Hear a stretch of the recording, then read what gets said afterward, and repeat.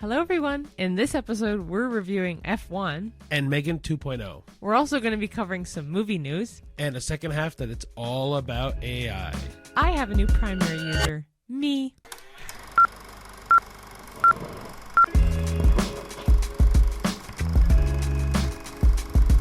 Hello, everyone. Hi. Welcome to a new episode of the A-List Admission. Yes, hello. Let's talk about some personal news. We have a pretty big one. It's the one and only this week, but it's a doozy. Which literally happened last Saturday when we recorded, after we recorded. So we couldn't bring it up last week. And so this is going to be over a week late, but whatever.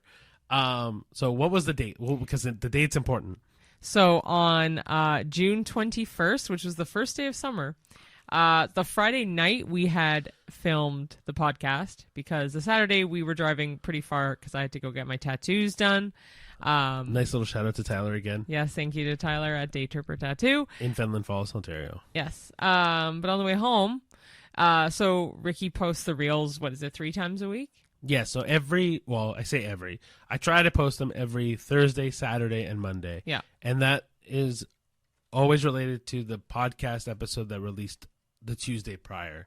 So Tuesday comes out, the podcast episode comes out, and then Thursday, Saturday, Monday is all related to that Tuesday podcast. Yeah. So, anyway, I don't want to steal your thunder by talking about this. No, either. go for it. It's just because I was the one who found it. So, he posted that reel 8 a.m. on the Saturday. We're on the way home around like 4 o'clock in the afternoon. We get notifications when our professional account has anything on Instagram or all social media. But on Instagram, there was a notification popped up said Mark Hamill liked your reel, and I'm like, the hell? It's a bot or spam or some type of spam account. Valid, right? We get a lot of spam accounts too. So I was like, no way. So I go click it. I should also disclaimer this that with Life of Chuck, with most of them, we try to tag the actual people that were in it. If they have verified profiles, we do like to tag them in there just because if they do see it, we would love them to know what we thought of it too. And when I clicked his name, lo and behold, 6.2 million followers, it's his verified account. So we were playing music. I just like paused the music. I'm like, Ricky, Mark Hamill just liked our reel. And then not even 20 seconds later, I get another notification saying Mark Hamill shared your reel. And we lost our fucking minds in the car. Yeah. I was like, no freaking way are we on his story on Instagram right now. And lo and behold, I click it. We were the one and only thing on his story. So, and my face was the first face you saw in the reel. So it's literally my face on a 6.2 million follower account by someone we admire so much in the acting world. Oh, I mean, for me personally, it's Joker. Everything from the Joker to Fire Lord Ozai to obviously Luke Skywalker. His voice acting is incredible. He's known for so much more than Star Wars, which I know he gets. I mean, like heavily not typecasted, but Star Wars, like also Luke, like literally Luke. Darth Vader's his dad, and he liked our reel and shared our reel. Like, it was just really fangirl moment. It was really one of those moments where we all, in the car, me and Cheyenne were both just like almost hysterical. It was such a big win, and interestingly enough, just thanks to one person, our video jumped from like a few hundred views to almost 120,000 views within 24 hours. I think the last time I looked at it was 116. Yeah, 116 and change. And every once in a while, we still get notifications popping up that people like that reel. It's just, for us, it's such a milestone for us. And like, look, I know I'm not deluded. Like, I know this podcast isn't huge right now and not like very, very popular at the moment, and like we're growing. Like, it's a growing thing. We both know this. Yeah, it's 6 months in. It's not right. like 6 years in. So the fact that someone out there, well, like not even someone, not like a B-list actor or a C-list actor or a D-list actor. Like, we're talking probably one of the most legendary actors of all time. Yeah. Saw that reel, or his marketing team saw that reel, and gave us the opportunity to succeed is just incredible. Yeah, I will say he is very active on his account. No, that's fair, but I don't know who. Like, I'm not going to speak for Mark Hamill.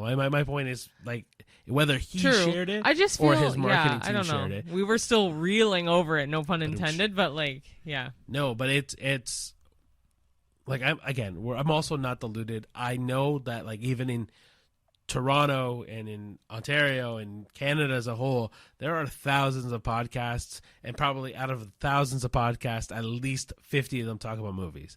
And whether it's the very specific niche of the cinematography or like the directing side of it, or like the behind the camera, like very specific stuff, or it's like what we do and it's very not generic, but like very general, very like layman's terms movie reviews.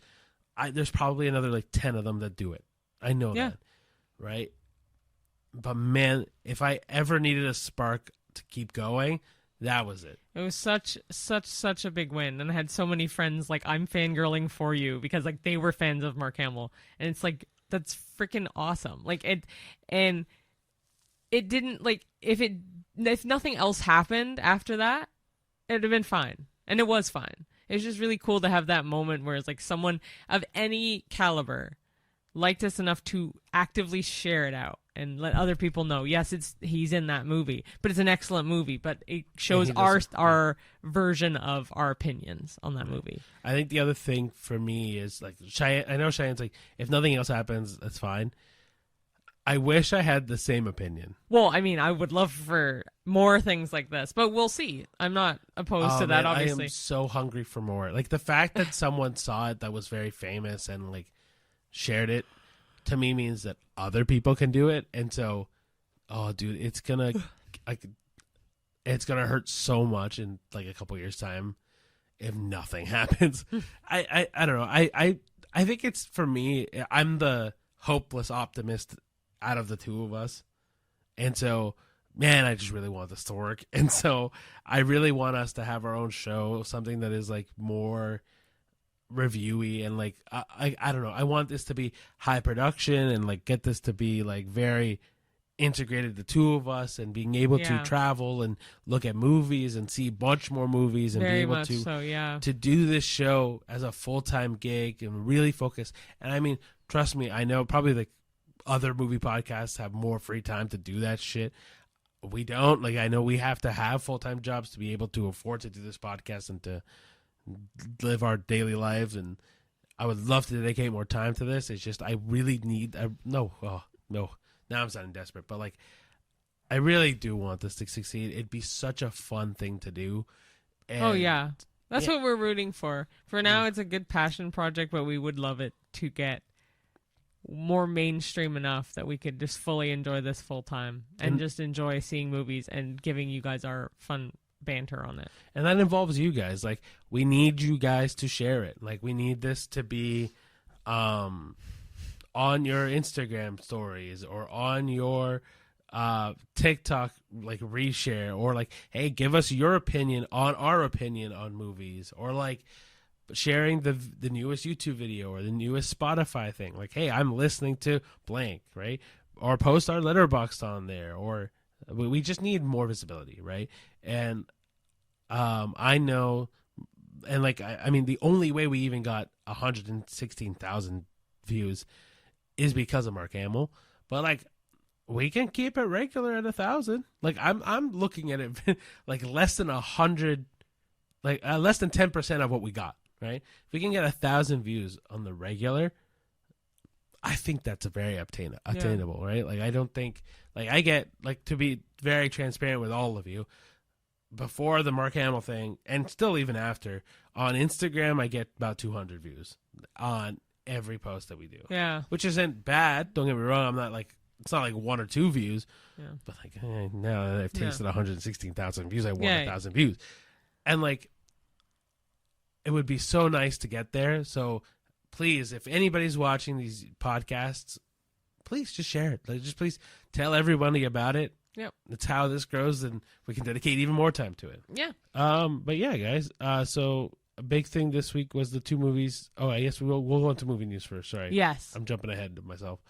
We have a lot of movie news this week. So do you want me to start, or do you want to start? Doesn't matter. You can go. Okay, cool. So first, we'll talk about Elio from last week.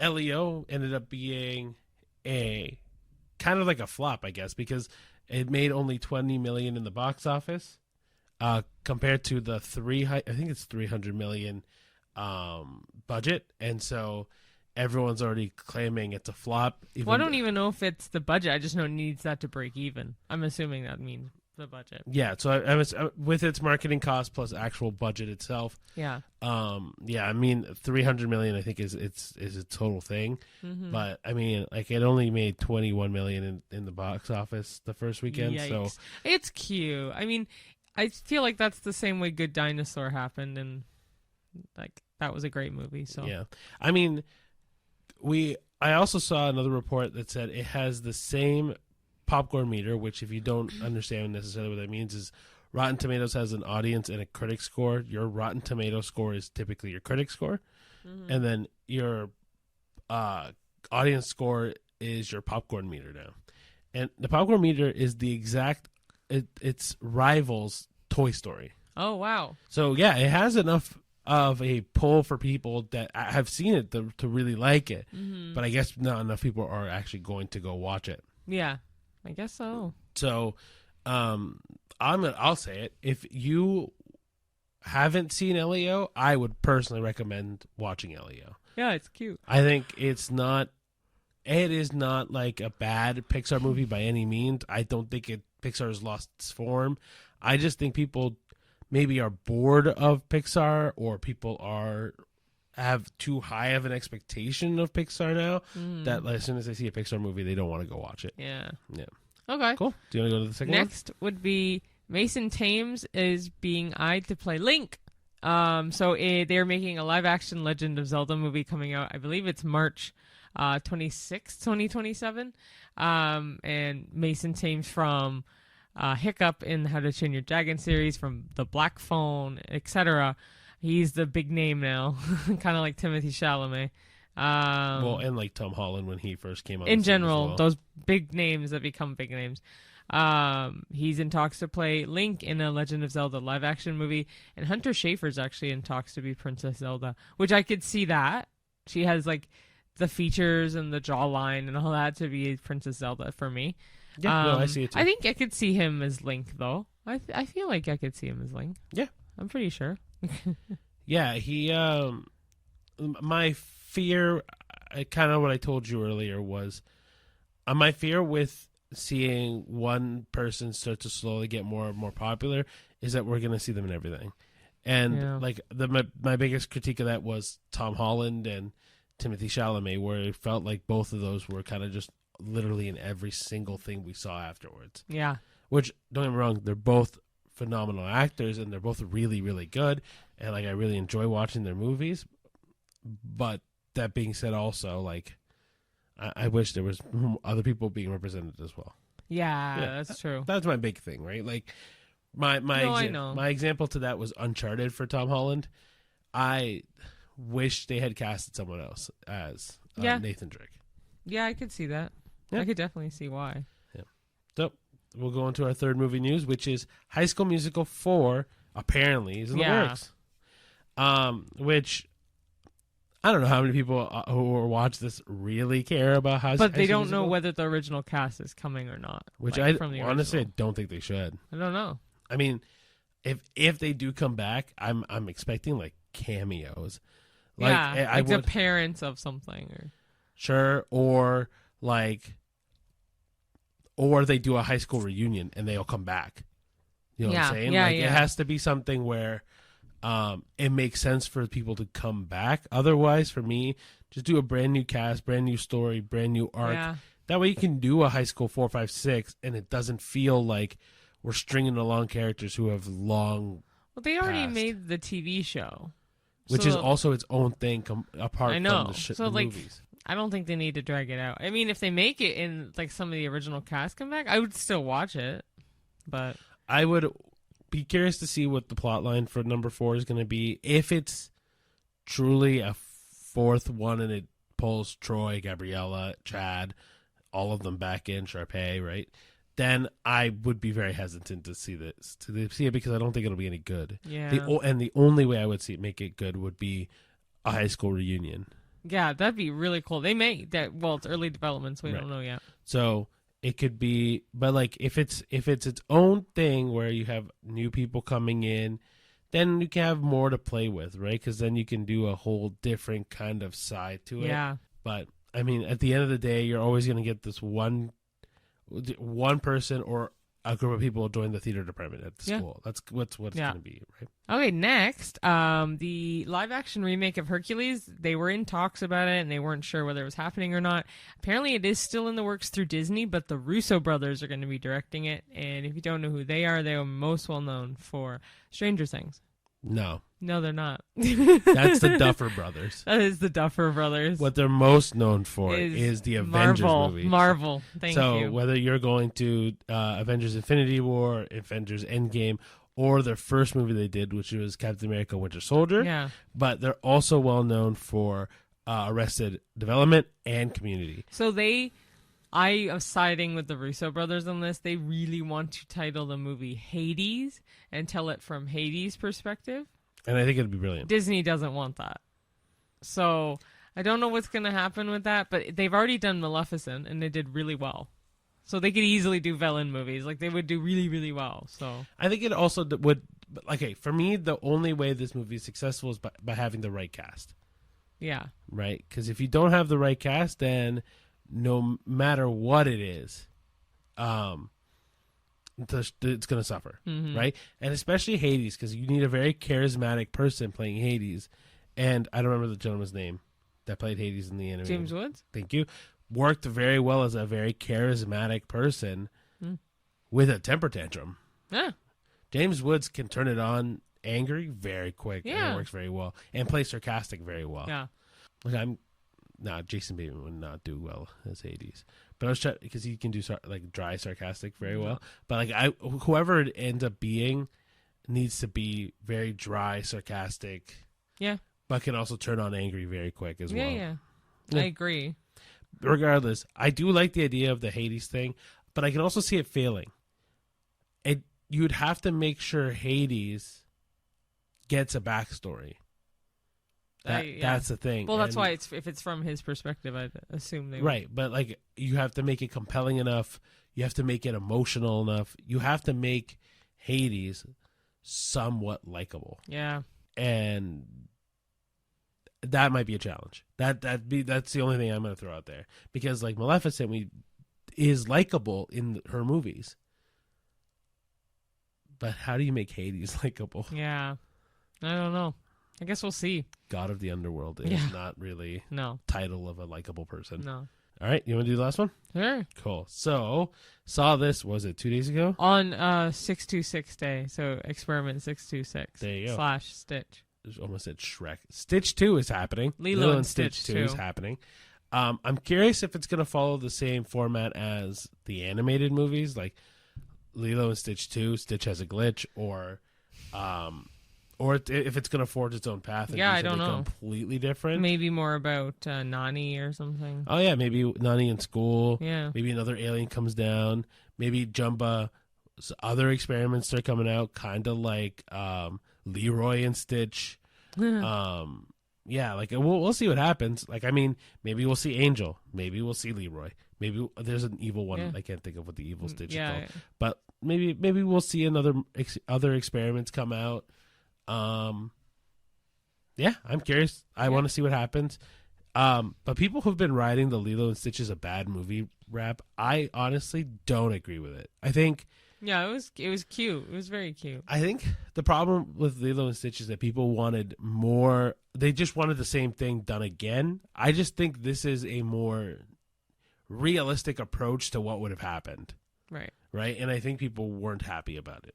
Simple. True. All right? I guess that sums it up for movie news. We did 5 instead of 3 or 4.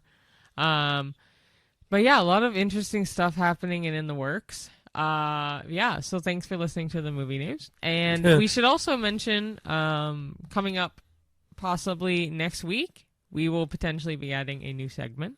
What was the name of the segment now? I'm forgetting. Something like, I didn't know this. Oh, hey, I didn't know. That's what it's called. Hey, I didn't know. Because the big thing for us is a lot of times while we're doing, while I'm editing the podcast, but then also while we're just out doing normal stuff. I love to look up like random trivia and facts, or like he researches stuff Right. as well. So we were going to do it this week, and that fact being that I didn't personally know that Mason Thames was the kid from Black Phone, because it just to me didn't look like the same person, but it clearly is. But yeah, like, so we will come back next week with things that we learned that week that we didn't know, and maybe enlighten some people that didn't know either, right? Yeah. Like, So go ahead. I don't have anything. Like, the other thing that I found out recently, not like immediately, was like Dean DeBois also directed Lilo and Stitch. Who's Dean DeBois? Is it DeBois? No, no. But what about him? Who is he? The director of How to Train Your Dragon. Oh, I didn't know. Oh, okay. Yeah. So Dean also directed Lilo and Stitch originally, but Disney never asked him to come back and do the live Probably action because he remake. did DreamWorks. No, but he did both. He did How to Train Your Dragon and Lilo and Stitch. The original Lilo and Stitch, you're saying? Both. He did The live action? He did the animated Lilo and Stitch and the animated How to Train Your Dragon. Oh. But Disney never asked him to come back to do the live action. Did Lilo he do and the Stitch. live action How to Train Your Dragon? Yes. Okay. So that's probably because he did. Maybe they were like, oh, we need to cut ties now or something. I don't know. No, they definitely could have asked It him. could have also been a contractual thing. We have no idea. What do you mean a contractual thing? Maybe he was too busy with one movie to do the other movie or something. But the other one came out first and was in development first. Okay, I don't know. My point is that it says a lot by Disney to not go and ask the original director to come back and do it. Yeah. Especially because DreamWorks did it, and it's widely considered How to Train Your Dragon was a better live-action remake. Mm. So, mind you, it was the exact same movie, and so kind of hard to screw up something that worked. Mm-hmm. But yeah, like, I think to me, it says a whole lot that, like, Disney were asked. But also, it also says to a whole lot that we didn't know a lot of things about these movies. Yeah, so keep an eye out for next week. It won't be a long segment. It's just kind of an extra segment to add to our show. Also, just to add more topics of conversation for us. Yeah. Yeah. But speaking of topics, we saw 2 movies this week. Yeah. Only 2 came out. It's been kind of consistent with 2 movies. I mean, what comes out next? Oh, I think Jurassic Park comes out next week. It does, July 2nd. And This is then a the Wednesday. week after that is Superman. Oh, yeah. And when's Fantastic Four? Is that August? No, it's July, but I think it's end of July. We also saw a trailer for a movie. I believe it's July 30th coming out called Weapons. That looks fantastic. We'll talk about it more when we get to Megan, because... Yep. But- So, well, first one we have is F1. And then the second one was Megan 2.0. Or M3 GAN 2.0. Because for whatever reason, I don't like it when movies do this, but they replaced the E with a 3. I used to do that for my name. I hate it. I'm so sorry. No, it's fine. It was like the early 2000s days. It is such a millennial thing to do. Yeah. Anyway, so yeah, the first movie we'll talk about is F1. Yeah. Do you want to read the songs or do you want me Sure. to? All right, I can do it. Go for it. Okay, F1, it is around 155 to 156 minutes long. It was rated PG-13 for some action and strong language, and the director is Joseph Kosinski, who is well known for doing Top Gun Maverick. I have a couple friends, it's their all-time favorite movie, and obviously it's a great movie. All-time favorite movie? I have a friend whose all-time favorite movie is Top Gun Maverick. Interesting. Not that I'm judging that. It's just interesting. Yeah. I like hearing people's favorite movies, so. Okay, when it comes to the main cast, obviously we have Brad Pitt as Sonny Hayes, Damson Idris as Joshua Noah Pierce, Javier Bardem as Ruben Cervantes, Carrie Condon as Kate McKenna. So, a spoiler-free synopsis is, Sonny Hayes was once F1's brightest star until a devastating crash in the 90s derailed his career. 3 decades later, APXGP, a struggling team with no points and little hope, turns to Sonny in a last-ditch effort. He joins as mentor and teammate to rookie Joshua Pierce, sparking high-stakes camaraderie and rivalry on and off the track. As Sonny fights for redemption and to bring the team back from the brink, he learns that true success isn't a solo effort. Expect pulse-pounding race sequences, emotional character arcs, and a splash of romance, all set against the roar of F1 machinery. Before Cheyenne goes any further, she said APXGP. The short form to that is just Apex. Okay, I just did the whole thing. No, that's fine. I just wanted to let people know when they watch the movie. So we've added a couple little bonus bits that are spoiler free for the movies, and I kind of like the vibe of this from now on. So if there's a little bit of extra info, let us know if you like it. But anyway, as far as visuals and realism go, it was filmed during real F1 weekends using modified F2 cars, which are styled like F1. And it used IMAX-ready cameras. And yeah, the on-track action is as visceral as it gets. Pitt trained rigorously, so he was able to hit 180 miles per hour with guidance from Lewis Hamilton, who also makes a cameo in this movie. Yep. Yeah, it's a blend of high-octane thrills and heartfelt mentor-mentee drama. Critics' praise is accessibility to newcomers, though some note it leans on familiar tropes like the romantic subplot, which I very much agree with. Brad Pitt brings relaxed charisma to Sonny's comeback, and Idris offers compelling energy as the rookie, and Kosinski obviously delivers dynamic visuals, echoing his maverick style. Okay, so what were your thoughts on it? So, before we go into the full review, me and Cheyenne don't watch F1. I've wanted to, but I like seeing bits here and there. I know Ferrari and McLaren are like tops, but I mean, Ferrari, McLaren, Red Bull, Audi, BMW. Anyway, so as someone who's not truly familiar with F1, without like really it was a good movie. I really enjoyed it. I thought it was very fun. I learned a lot about the technicalities of F1. Now, we went with two of our friends who actually do watch F1. Do they both? Yeah. Oh. And they, after the movie, quickly let us know there are some things in that definitely broke some rules. Oh. Yeah, it would not fly in a normal F1 race. But that being said, obviously it's a little bit more dramatized because it's a movie, and they took some liberties because they had to create drama and create intrigue and try to make it easier for things to happen in the movie. Yeah, but it's a sports drama, right? So like, but like they take some liberties. Yeah, the problem is though, is you're gonna get new fans that watch this movie and go, "Oh, I guess that's legal." Like, you know what I mean? That's the one issue. Now, the other part of that is like, as someone who doesn't watch it, it was a lot of fun. Like, we really enjoyed it. I thought it was The racing was great. There's one really bad segment that I thought the CGI was kind of shitty at the very end. I think it's just a bad green screen. I'll just say it involves fireworks. Yeah, I think it was just a bad green screen. It's just a bad green screen. Or it's such a realistic shot that it looks green screened. It's one of the two. Could be. But for me, going into it, unfortunately, I was comparing it a lot to Gran Turismo. I think that's a fair comparison, though. And if I had to compare it, Gran Turismo beats this out of the water, like, for me. Oh, I don't think it's that far apart. I think there's a lot of similarities to both. I think the biggest thing between this movie and Gran Turismo is very focused on the one guy overcoming something, whereas this does feel like both of them need to learn together, and so it feels more camaraderie in that way. But they don't hinge on a romantic subplot in Gran Turismo, which I appreciate. Yeah, but it doesn't hinge on that either. In this movie. Thought it was way more suspenseful for little things, because it gives you one singular person to root for the entire movie. This one, sure, you root for Sonny, you root for Pierce, but you kind of just root for that team. I don't know, I liked the idea of Gran Turismo better. I liked it better. That's fair.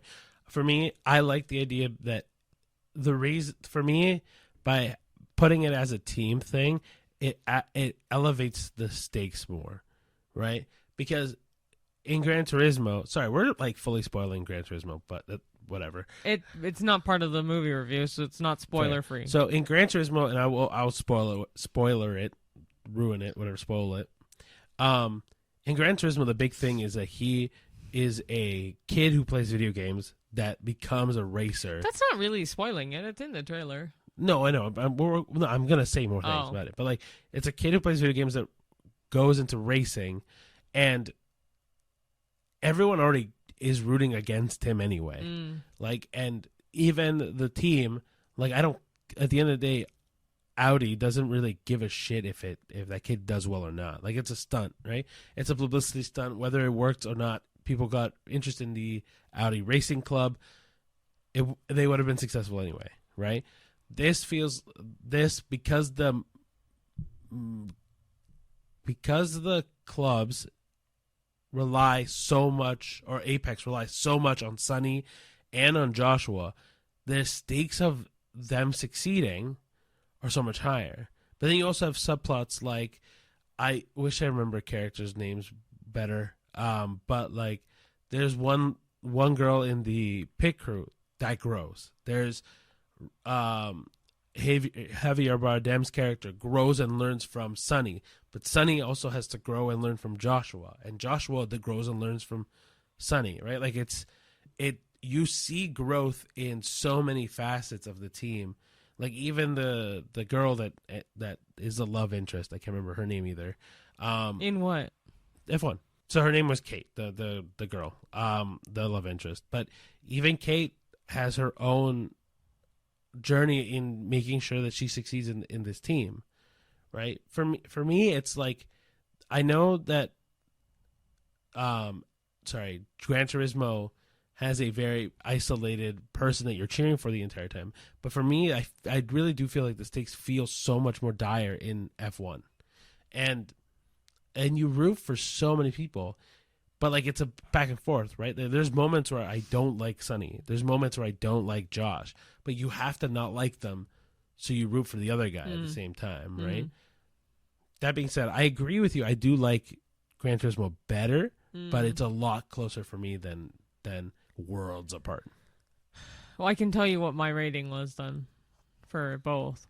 Oh, I don't have a rating for. That's fine. I'll tell you mine. Gran Turismo, if I had to compare it to F1 I give a 7. Gran Turismo would be closer to like not a 9, but like it would at least be a couple points. So like 8.5. Yeah. So I would say my rating is about a 7.5, but I think that's only because F1 does get a lot of things right. Like it makes it interesting for someone who has never seen F1 to make it interesting. Someone who is into racing movies like Gran Turismo or even Fast and the Furious, like beginning Fast and Furious, not like anything after Fast 4 or whatever the fourth Fast and the Furious movie is called, or Fast and Furious. But like for people who like high octane racing movies, like Gran Turismo and Fast and Furious, like I do think this checks every box. Like it's very engaging, interesting, and fun. I like Gran Turismo more because it feels way more real to me. Mm-hmm. That's the biggest thing for me. And I like, and I think the kid that they casted as, I don't even remember his name, but like the main Joshua character. Pierce. But... No. In Gran Turismo, the main kid. Oh yeah, I don't know. But the main kid that they casted in Gran Turismo is so good he can carry a movie all by himself. Whereas Sunny and Josh, the two people do that, they do a good job at co-leading this movie. Yeah. Great. All right, so we'll talk about Megan 2.0. The runtime is approximately 119, 120 minutes. The rating is a PG-13 for intense violence, bloody scenes, some strong language, sexual content, and brief drug references. I mean, it says bloody scenes. There's not, like, gore. Let's put that out there. It does really keep true to the PG-13 limit, yeah, age range.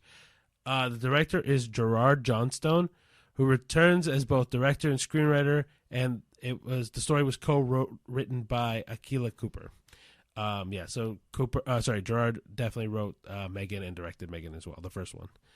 All right, your cast is Allison Williams as Gemma, Violet McGraw as Katie, Amy Donald as Megan as the physical performance, Jenna Davis as the voice of Megan, Ivana Sockno as Amelia, Brian Jordan Alvarez as Cole, Jen Van Epps as Tess, and Aristotle Athrari, Tim Sharp, and Jermaine Clement, as corporate figures, scientists, or AI specialists. Jermaine Clement is the billionaire, but I can't remember his name at the moment. That's okay. I also didn't realize that Katie was spelled Cady. Yeah. Okay, so the spoiler-free synopsis is 2 years after Megan's original rampage, Gemma has become an author and a leading voice for AI regulation. Her niece Katie, now a rebellious teenager, struggles with the restrictions Gemma imposes.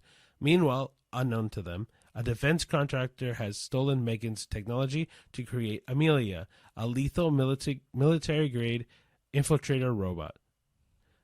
When Amelia rapidly evolves beyond its programming, posing an existential threat, Gemma is forced to resurrect and upgrade Megan into Megan 2.0, faster, stronger, and programmed for battle, setting the stage for a high-stakes showdown. Cool. So the tone and the vibe of this movie has a blend of sci-fi, horror, and dark comedic techno-thriller vibes. Honestly, for me, it's not really that horror-y. I felt like it was way more on the action comedy more, but... Thriller-ish. Thriller to an extent, but not really. I don't know. It definitely, I would agree with the sci-fi part of it, the comedy part of it, but definitely more action-y. It maintains the original chilling AI menace while embracing more action-packed and over-the-top battles, kind of like a Terminator 2. And it raises questions about AI ethics, autonomy, and emotional dependence within a packed, entertaining sequel format. Yeah. So, what did you think about this movie? I liked it. I did nod off a couple times. I was very tired from a very long workday. Cheyenne has also worked 2 10-hour days in a row compared to her normal 8-hour days. I should say technically 3, but... In a row? Well, 1, then off, then 1, then 1. All right, so in the last 4 days, she's worked 3 10-hour shifts. Yeah, so I'm a little bit tired. So I did nod off here and there. But I did see the parts that I needed to. And I actually really liked it. I mean, the first one's cheesy and stupid, and it's Megan. It's just Megan. But I think the fact that I will give it credit, the trailer for Megan 2.0 was really, really smart. Like how they had her dancing. Do you remember? There was the silhouette. Sure. I thought that was very smart because that's what people memed her for. Sure. Was the dance from the first movie. So I'm like, okay. It definitely didn't spoil anything for what the movie was about. No, not at all. I liked it overall. The one thing that really irked me was Amelia did not look anything like a robot. Like Megan always did. Had the vibe, her eyes, whatever it is. But Amelia didn't, and I'm sure it's like, oh, updated technology robot. But I was something about Amelia's look I didn't like much. I'll give you... So, Amelia doesn't look like a robot, but she definitely acts like one. I'll give Yeah. that. My opinion of the movie is that it's actually really interesting. It's not a bad movie by any means. I won't classify it as a bad movie. No. It is its own genre. It doesn't take itself too seriously. It knows what it is. And it's very smart for a movie. I think it doesn't try to push the fact that it's a really creepy horror movie, or it doesn't try to push the fact that it's a very campy. It really does find its lane very well. Now, that being said, the one thing that it isn't, that a lot of people, or a lot of people I think agree with, is that it's not a horror movie. No, not at all. I understand they classified it as a horror because people knew it as a horror movie. The original Megan was labeled it as a horror movie. But I really do not think it's a horror movie. It's way more of an action comedy movie with maybe a couple thrilling or horror-esque subsections, but it's really not a horror movie. No. I think it really does fit into the action comedy because the premise of the movie being that Megan has to fight an adversary is not really horror. It doesn't play off the fact that it's a stalker in the corner or they have to run away from a potential killer. It's truly just a, hey, this is your hero now or your anti-hero, and this is your villain, and that's the whole point of the movie. Yeah. Right? Yeah. That being said, it's very funny. I think there's it is very the first one was funny too. Megan's humor is really good. I think this is a better sequel than the original is as a movie because the biggest thing with the first movie is that it tries so hard to be horror and fails so hard as a horror. I think it also tries too hard to be like a female Chucky. I guess so. That's fair. The second one definitely doesn't feel like that, though. No. It like stands alone as its own thing, and it does a very good job at really trying not to be horror and trying. It took the comedy parts that worked so well in the first movie and really amped it up, and really tried to make you like Megan, which is really interesting because, like, especially in the first one, the whole point is to not like Megan. Mm-hmm. So it does a great job at like redeeming Megan. It also does a interesting job, like the type of language that's used. I almost like it's very adult for the type of jokes that they did. Oh, okay. Yeah, I guess. I'd give this a 5.5. Oh man, I was gonna give it a 6. So oh, okay, perfect. So we're in the ballpark. In the ballpark of the same thing. Yeah. So I mean, if you want to, out of the two movies, I would definitely recommend F1 more. Very much so. But that being said, like Megan is not a bad movie by any means.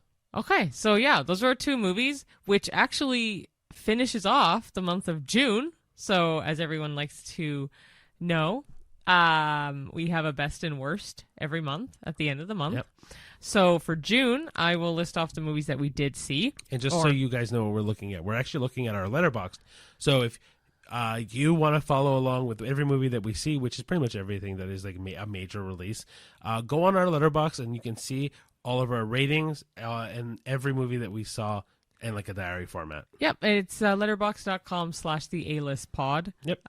So yeah, we can go back and forth. So we saw Ballerina, Dangerous Animals, The Phoenician Scheme, The Life of Chuck, How to Train Your Dragon, Materialist, 28 Years Later, Elio, F1, Megan 2.0. Hands down, best movie of June and the year next to Better Man is, for me, The Life of Chuck. And I agree. That goes without saying, especially after the whirlwind we had related to our Life of Chuck reel. Yes, of which course, we did talk of, like we did do a quick thank you earlier in the episode.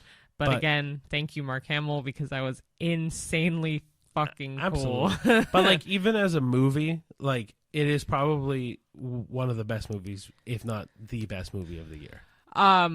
Better Man and The Life of Chuck are my tops, and they're equal right now. But I will say Life of Chuck has a slight edge just because of the whole thing that happened. I'm trying to put that aside. But honestly, it's a genuinely amazing movie. So it's still tied with Better Man. Definitely the best of the month. So yours too, or now? Okay, so if we go off of, because Life of Chuck technically released last year, what would be a movie that didn't release last year? Then I'm not picking one. Why? You got to pick one. None of these I liked enough to be a favorite. What was your favorite of June? None of them really. I guess The Phoenician Scheme, if I had to pick. But was that released last year? No, it wasn't. That's my point. Okay, then Phoenician Scheme. Okay, I would agree with you. The Phoenician Scheme. No. Ooh, I'd say Elio. Oh, is your favorite? I would say Elio. Weird. Okay. Apart from Life of Chuck. Like, Life of Chuck is definitely the best that released in theaters this month. But, like, because technically The Life of Chuck came out in TIFF last year, if we want it to be a 2025 original, for me, Elio, you're saying The Phoenician Scheme. Cool. Fair. Worst, 28 Years Later. That's a pretty obvious one. Well, no, because I almost thought of Ballerina, so. No, 28 Years Later was worse. Yeah, I would say 20 Years Later. My reasoning is because of the amount of plot holes in it and how you can write off the whole second half of that movie. Yeah, true. Right? Ballerina is not as good as a John Wick movie. But it was still a good action movie. It was a decent action movie. Yeah. Okay, so now we'll go into our second half, which is all about AI and kind of obviously stemming that from Megan 2.0. And ethics and stuff like that. Well, I mean, it'll be a conversation on AI as a whole, and then tying that back to Megan in the second half of questions. Cool. All right, so I'll ask the first one. Should we ever create an AI with emotional intelligence? Don't they already do that? No. Oh. Because, like, if you look at ChatGPT or obviously, like, Gemini and all that, Siri, all that, they don't act with emotional intelligence. I mean, ChatGPT does pretty good because I've asked it some really emotional questions for me, and it has remembered as well and come back to me with very positive, heartwarming feedback. Yeah, but should it do that? Like, should it simulate that it cares about I see. you? Should it simulate? Because if you have no friends, at least you have AI. Yeah, but I feel like it's disingenuous. Of course. But people should know that going into it. But that's the problem. Is it ethical to pretend to be? No, it's not. Definitely not ethical. But it's not asking that. It's just asking, should we ever create it? And I'm to me, the answer is no. Then, if it's unethical, yeah. So I don't know. I think it's open to debate in terms of the people who are making AI. Like, I don't have much more of an answer, and it's not me trying to not answer the question. It's more I'm just trying to figure out. Like, yeah, I don't think it's probably unethical. But well, what do you think though? Like, yes or no?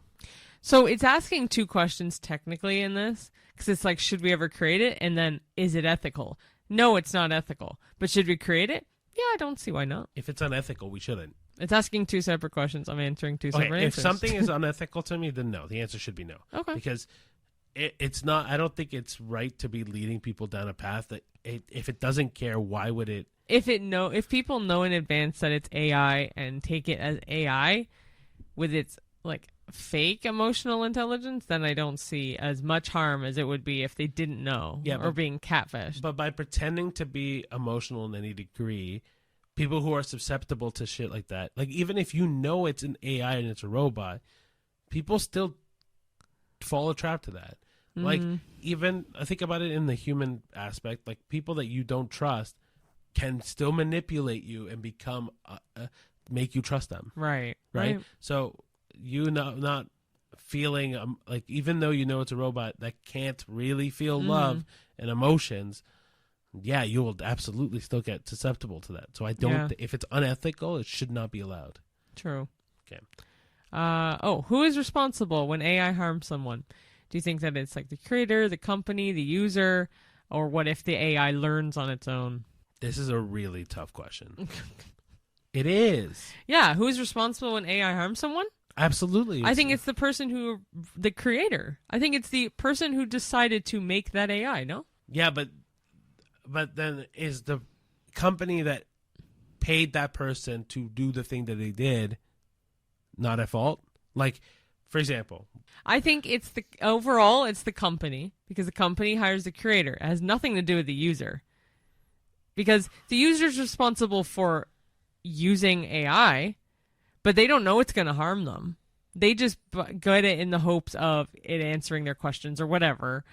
I mean, it says, what if the AI learns on its own? ChatGPT learns very well. Yeah, but it still has safeguards in it to stop from harming somebody. Yeah.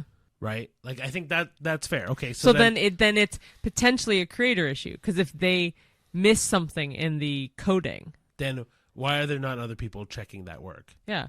So I don't know. So then it's not necessarily the company. It could be the workers below the creator. I think it's all depend on implementation, right? Like I think it's both the company and the creator. I think it's both. I don't think you can separate the two, because I think it's the creator's fault for creating something without the safeguards in it, or creating something that with the intent of malice. Yeah. But then also the company that hired that creator to make it, because it's on them, and it also to verify and check and make sure that it won't be out there to fuck with people. Yeah. Right? I have my answer for the next question for sure. Cool. Do AI companies, because we were talking about companies, do AI companions do more harm than good for emotional development, especially for children like Katie? Are they helpful support or dangerous replacements for human connection? Definitely dangerous replacements for human connection. This is where I'm like, you need friends growing up. So I went to an online school for essentially from grade 7 all the way through college. And I loved working alone. I loved doing school alone. But I am so grateful that I had kindergarten through grade 6 with people in a classroom, with my friends, with classmates, in a physical environment. I had a friend opposite, completely online schooling all of her life. And she was big on telling a lot of lies, because she had to fill her life with things that never happened to make her life seem more enjoyable and entertaining and fascinating. And I think that would be very much like Katie. 'Cause she didn't have a lot of friends. So she needed to find ways to make friends. So I feel like for her, she would love the idea of having an AI friend, but she had already lost her human connection. She didn't have that to begin with. This is kind of interesting because, like, last week I had a conversation with a coworker about what if an AI was a therapist, and that kind of fits into this for me. Okay. Right, and in my head, it's one of those things where, like, I could not see a good outcome if therapy was AI controlled, right? Like, even the smallest trigger, if it's not aware of it, or if it's leading in a certain direction. Like, I understand that kind of even like in the Megan situation where Megan is programmed to only care and protect Katie, how much that spews out of control. Yeah. Right? Like, if it's directive oriented, there's issues because then it'll take whatever any step it needs to complete its objective. And whether that's with good intent that leads negative, right? I don't see how having a personal companion to be a friend ends well if there aren't like 1,001 safeguards in it to protect it. True.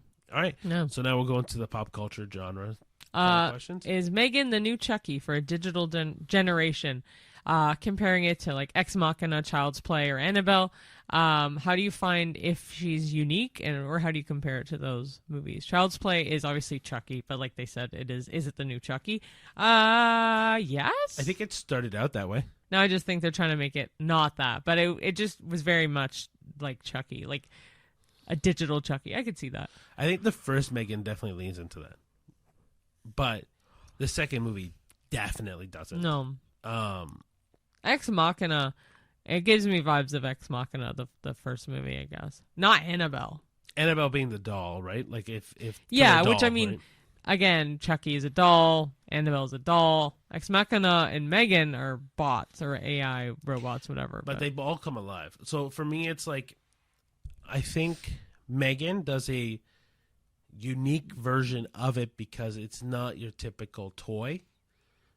Right? Oh, yeah, it's a woman's invention that she lets her niece play with. And it's kind of just like a parenting tool. Yeah. And so it's very different in the sense that, like, for example, in Child's Play, it's a toy that has like a evil soul in it. Or if you do the newer version and it is a robot. Yeah. It's still not a parenting tool. On that kill switch, he just learns how to be evil. Yeah. Right? Which also, funny enough, I think Mark Hamill voices that Chucky. I think he does too, actually. Yeah. Anyway, but that it would be how she is unique would be that for sure. Yeah, because it's not the whole intent is that she's to replace a parent. Almost. Yeah. Mm-hmm. Okay, so why do audiences love killer doll stories? Is it just can't be fun, or is there something deeper in our fear of corrupted innocence? Wow, that's deep. So killer dolls. I also thought of Trilogy of Terror. Back to one of our fan flicks. Yep. Which we have to do more of those again. Yeah, we'll go back to that soon. Yeah, summer's big for mainstream movies. So anyway, there's a killer, I guess you could say, doll in the third one. Yeah. If you can call it a doll. But why do they love? I can only speak for me. I'm actually not a huge fan of killer doll stories. I was going to say the same thing. I'm not, like, Chucky's fine, but I think it's very stupid. I think it's very campy fun. For me, I don't think there's something deeper in our fear of corrupted innocence. That's a little too deep for a movie about a toy named Chucky. Like, I think there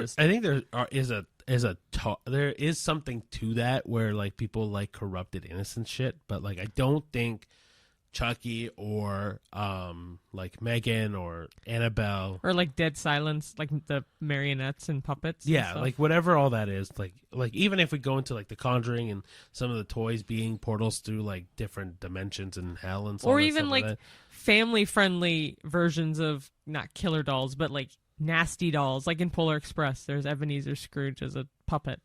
Like, oh yeah, there's things like that. So not killer dolls, but like nasty dolls. It's campy fun. Or like Toy Soldiers is kind of in the same realm as that too. In the Nutcracker and stuff. No, Toy Soldiers is a animated movie where it's a live action movie, but like the toys come like they fight sides. Yeah. My point is like there is something to corrupted innocence. I don't think that's what these things are preying on, though. I think it's very much like, oh, how do we make something like, how do we make another horror movie that is, I guess in the sense, like, seems innocent at first, but then goes evil. I guess I get it. Oh, yeah. I guess in that way I see it. But, like, I don't know. Megan doesn't fit that, though, still. The first one's very campy fun. This one kind of ties into the next question, but go for it. I was going to say, is Megan a villain or an anti-hero? It kind of ties into that because I think she's an anti-hero now, no? Very much so. Yeah, she does protect Katie after all. So is she just following her programming, or can she even be blamed? I think she can be blamed. I don't think so. I don't know. Because she's AI. But yeah, she does. I'm not going to spoil it, but like she definitely in this one gives off anti-hero. I think in the first movie she's more of a villain, but in this one, definitely more this one definitely an anti-hero. But the thing is that I don't think you can blame her for being a villain in the first one because it's Gemma's fault that she is written that way. Yeah. If Gemma wrote her code better, fuck you, Gemma. No. Mm-hmm. But honestly, if Gemma wrote her code better, we wouldn't have this issue. Yeah. Right. That actually ties into the next question. You don't have to say it yet if you have more thought. No, the other thing I was going to think was, like, when I think of anti-hero, I think of Deadpool. Oh, right? yeah. And so and Deadpool is kind of like my guiding light when it comes to anti-heroes. Mm-hmm. And so anti-hero being, it's a person that kills or does bad things for a good reason. And yeah, Megan in this movie is definitely an anti-hero, but not in the first movie at all. No. Cool. All right, I'll go to our last question, which is, can AI ever truly feel or care? If Megan expresses emotion, is it real or just code mimicking behavior? So if she's smart enough and picks up the behavior to a sense, I don't think it'll ever be real. Maybe it's like 99% real, maybe, but like it'll never be 100% real because it is still code within her system. I think the only way it'll ever be real is with a brain. You took the words right out of my mouth. You mean like the third brain? What third brain? I don't remember what this is referenced to. Spy Kids.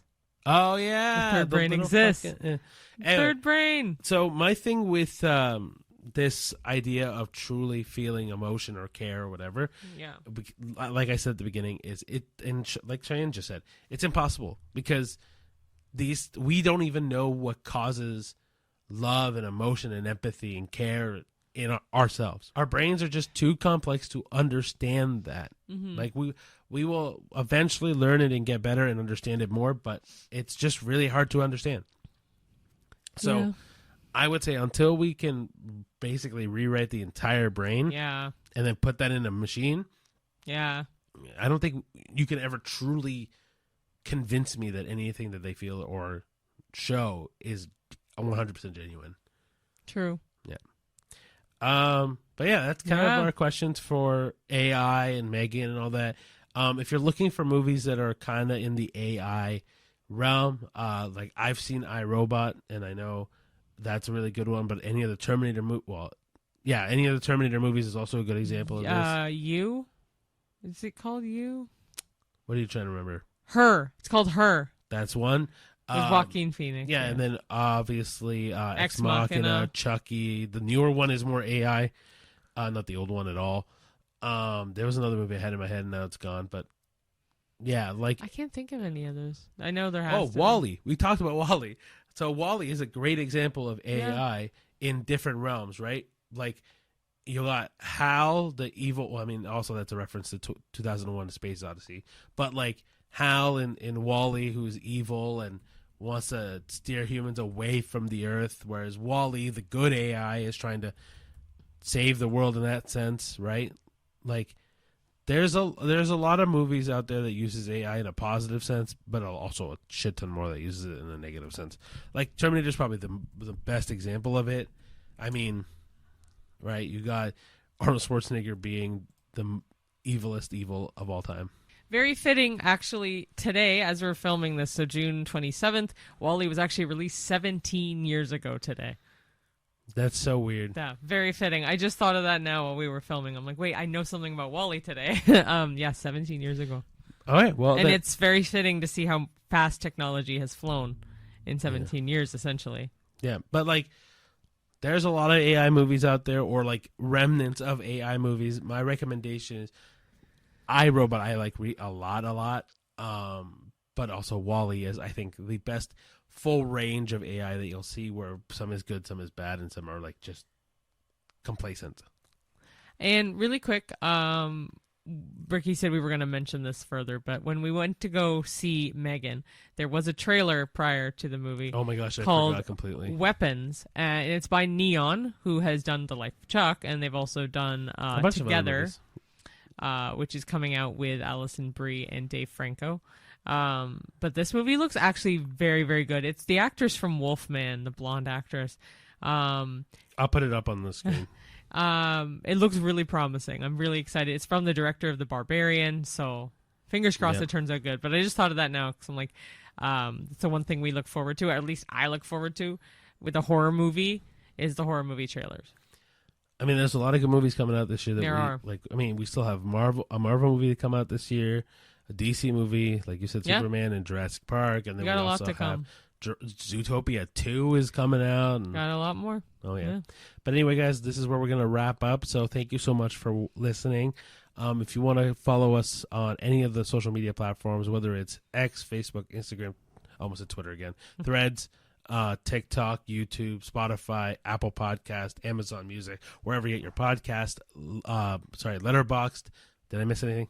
Did you say TikTok? I did. YouTube? Yep. I think you got it. Any of the social medias that is out there that is like more mainstream, we have. But please follow us on Letterboxd, because it's honestly such a fun website to see anyone's reviews. There's a watch list. You could add your own watch list if you want. If there's a movie that you've been eyeing for a while and you want to like heart it for later. The diary is really cool. You can log when you saw a movie, what day, how many stars in that moment. So it's really fun. And that one we try to update right after we see a movie. So that one you'll see out of a 1 to 5 rating pretty much as soon as we see it. Yep. And then if you like our short form content, that's on Instagram, TikTok, and YouTube Shorts. I will eventually, and I do mean this seriously, eventually add them all to X and Facebook and Threads.